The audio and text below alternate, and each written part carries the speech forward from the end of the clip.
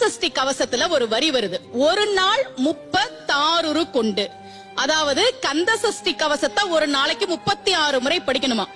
படிச்சா 7 மணி நேரம் ஆகும். நான் படிச்சிருக்கேன்.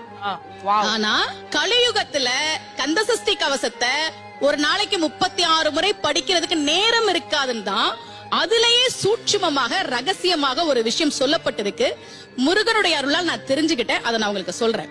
ரவண பவச ரரரரரரரா ரிவன பவச ரிரிரிரிரிரி, இதுக்கெல்லாம் என்ன அர்த்தம் நான் தேடி தேடி தேடி முருகன் அருளால் தெரிஞ்சுக்கிட்டேன்.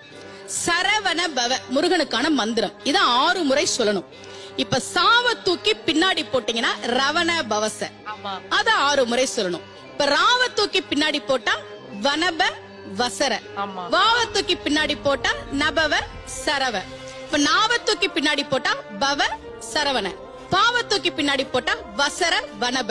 ஒன்னொன்னையும் 6 முறை சொன்னா 6 × 6 36 வரும். இப்படி சொன்னால் 5 நிமிஷத்துல சொல்லிடலாம். கந்த சஷ்டி கவசத்தை 36 முறை சொன்ன பலன் கிடைக்கும்.